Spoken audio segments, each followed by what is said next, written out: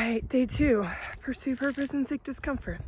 Day 2 of training and of moving my body outside every day. And I just went for a walk in my neighborhood. Start small, set a goal of 2 miles. I've definitely already exceeded that. I clearly didn't know how long 2 miles was, but this might sound super weird with my head in my headphones, but I'm walking this path and I'm like, this path's taking me back home. And I'm listening to a podcast about 2929 from Dave Hollis. And he talks about how, anyways, what I want to tell you is that your journey to get to where you're going is going to take you away. And I turned around and I saw like this over there is my end goal.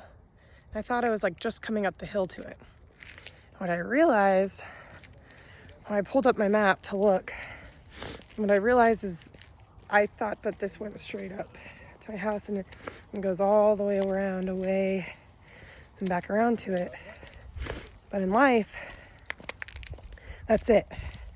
And I often tell people, if I tell people my end goals and my dreams and where I want to be, and then I tell them little things that I'm going to do in my life that I believe in, they're like, how do these dots connect? And I'm super grateful that I believe the Lord has given me vision and peace, because I used to be so anxious about what is next and where am I coming, and this doesn't make sense. And if I'm supposed to be a mother and that's a call in my life, like why am I still single, and why, and all this, I just get so anxious and I'd get so worried and I'd get so upset, like, how are you faithful, or where are you, or am I not faithful, or am I crazy? And the answer is yes, he's faithful, and yes, we're crazy, and I want to be, and that's part of the journey of listening to the 29029 podcast. They ask, what's your why, right? I was just thinking about that on my walk today. What's my why? What's my why strong enough that's going to get me committed to outside every day? One is that just in this past year, I've been reminded of the healing nature of movement and of nature.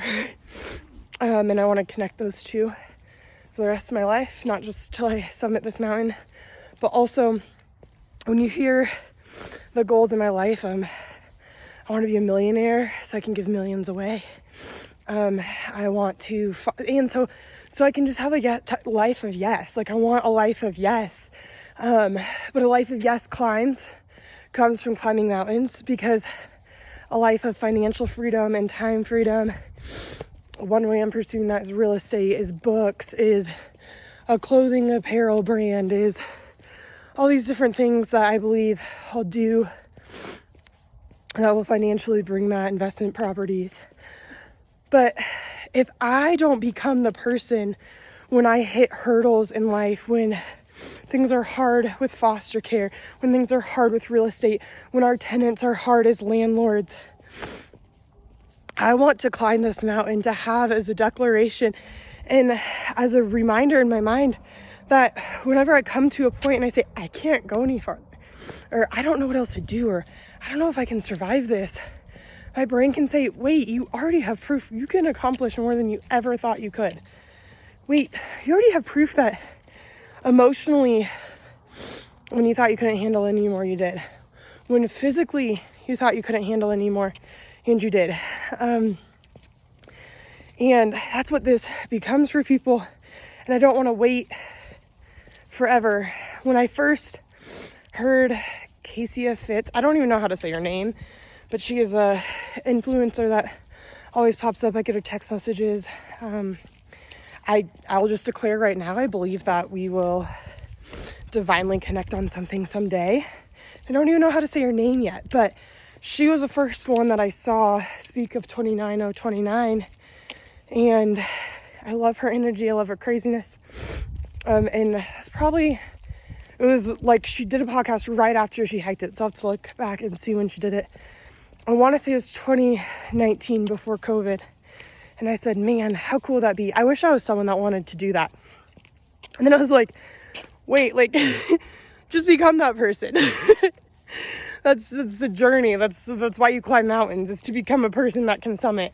No person is a person that can summit a mountain until they do it, until they put one foot in front of the other and they climb the hill and they climb the mountain. So just become that person. Don't want to be that person, become that person.